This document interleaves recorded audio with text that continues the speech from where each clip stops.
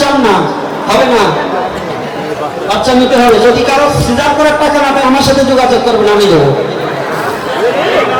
তবু বাচ্চা নিতে হবে। যার ক্ষমতা আছে তার বাচ্চা নিতে হবে। কথাটা বলছেন, সাইডে তিনি বাচ্চা নেবেন। একটা রাজনীতি করবে, একটা ডাক্তার হবে, একটা ইঞ্জিনিয়ার হবে, একটা ধর্ম করতে যাবে। সাইডে সাইড দিকে যাবে, সব দিকে আপনার জয় হবে। রাধে রাধে। মনে রাখবে তো, ২৮ বছর সাইডের নিচে কোনো জন্মাও না। শেষ করার আগে আপনাদের পুরো ভাগে হরিকথা শ্রবণ করলে কিছু দক্ষিণা দিতে হয়, না দিলে পাওয়া যায় না জানলে সন্দেহ।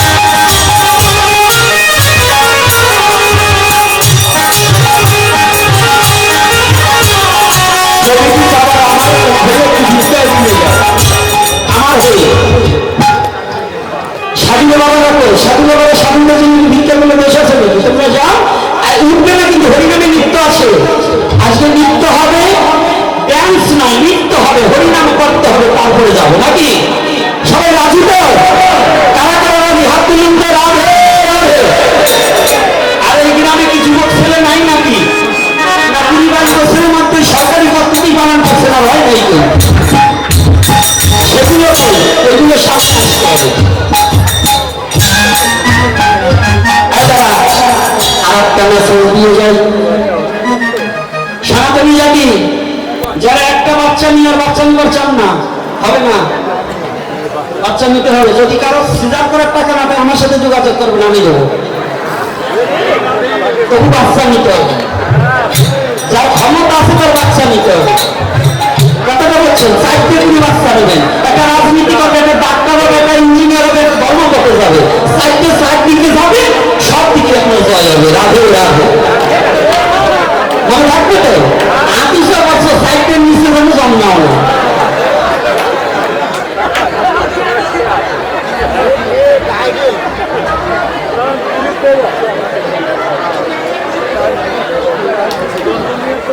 আচ্ছা যাই হোক, যাক এটা থাকবে যে একটা কথা আসতে পরে বলছি, আপনারা আমাকে ভিক্ষে দেন, কারণ পাঠের দক্ষিণাও তো ভিক্ষতা নাকি।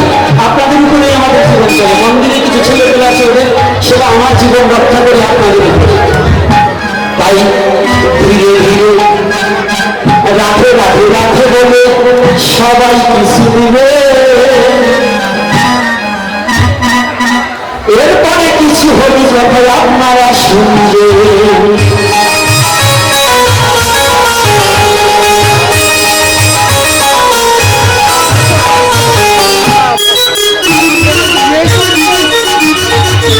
তাই আজকে যখন গরিবা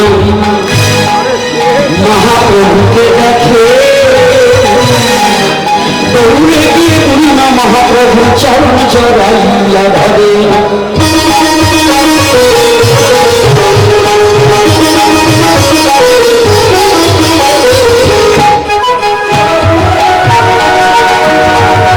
মহাপ্রভু চরণে ধরে গরিমা তবে চোখে বলে, হে জগতের না তুমি ক্ষমা করো।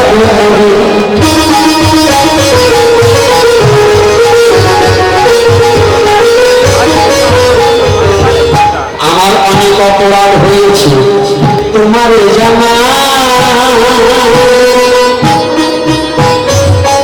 অপরাধ ক্ষমা করো হে জগতের গোসাই।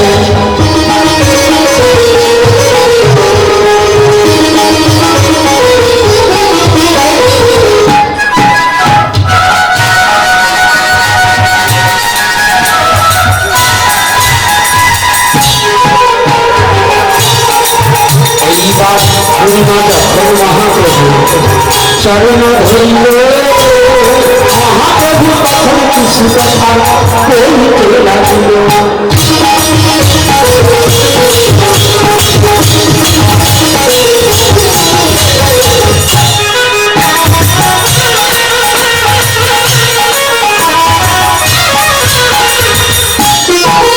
মহাপ্রভু জগন্নাথ দর্শনে তোমার কোনো অপরাধ নাই।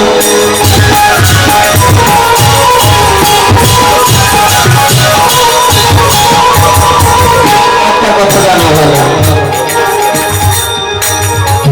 এই জগন্নাথের না দয়ালু ঠাকুর, কোনো জাতির বিচার নেই। জাতির বিচার আছে পণ্ডিত